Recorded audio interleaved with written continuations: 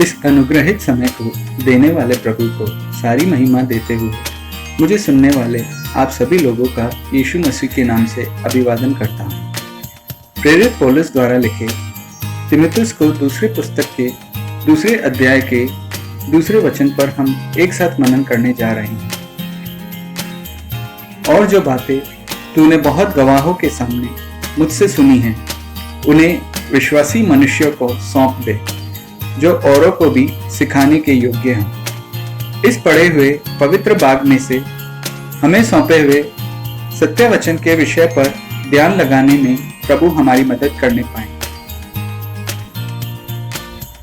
अगर हम ध्यान से इस बात को पढ़ें, हम ये देखते हैं कि प्रेरित पौलुस ने तीमुथियुस को वचन सुनाया, लेकिन उसका आत्मिक अर्थ ये है कि जब पौलुस ने यह वचन सुनाया तो बहुत से लोग इस बात के गवाह भी बने कि पौलुस ने सत्य वचन को बताया।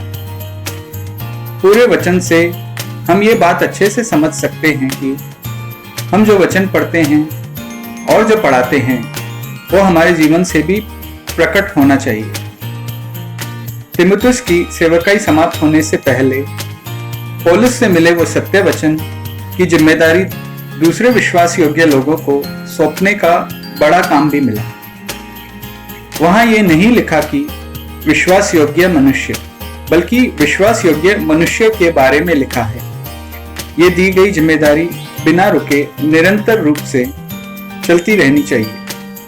अगर इसका सारांश कहें तो प्रभु ने हमें विश्वास योग्य जानकर अनेक विश्वास योग्य गवाहों के द्वारा दिया हुआ सत्य वचन, क्या हम उसकी पालना कर रहे हैं? क्या हम उस पर मनन कर रहे हैं? हमें स्वयं ये बात जांचनी है कि हमने ये कितने लोगों को बांटा है। यह वचन साफ रूप से कहता है, जो लोग सिखा सकते हैं उनको ये सत्य वचन सौंपना है। यहाँ काबिलियत इस बात से नहीं पता चलती कि लोग कितने बड़े ज्ञानी हैं या कितने पढ़े लिखे हैं, बल्कि जीवन में सच्चाई और पवित्रता का पालन करने वालों को ये जिम्मेदारी देनी है। मत्ती का सुसमाचार उसका 25वां अध्याय 14वां वचन, मत्ती के सुसमाचार उसके 25वें अध्याय 14वें वचन में जिस प्रकार यीशु मसीह ने उपमा दी कि एक व्यक्ति परदेश जाते समय अपने दासों को बुला के एक को 5 तोड़, दूसरे को 2 और तीसरे को 1 तोड़ अपनी अपनी योग्यता के अनुसार दिए। मुझे सुनने वाले प्रियजनों, प्रभु ने हमें विश्वास योग्य जानकर हमारी योग्यता के अनुसार जो दिया है उसका हमने कितना उपयोग किया है।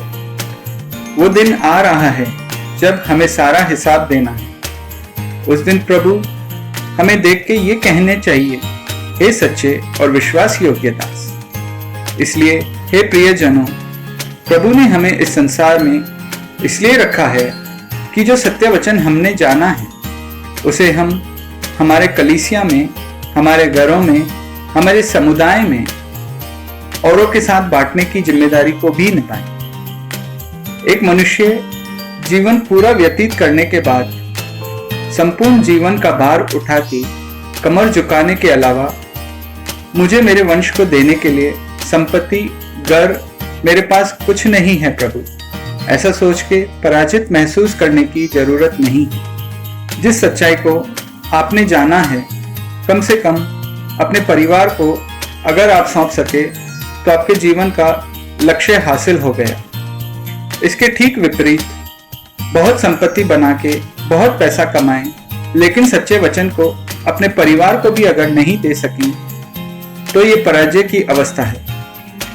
इसलिए मुझे सुनने वाले प्रियजनों, प्रभु ने हमें जो सत्य वचन दिया है उसको बिना जोड़े और बिना कम किए हमारे लोगों के साथ में हम बांट सके, इसके लिए प्रभु हमारी सहायता करने पाए।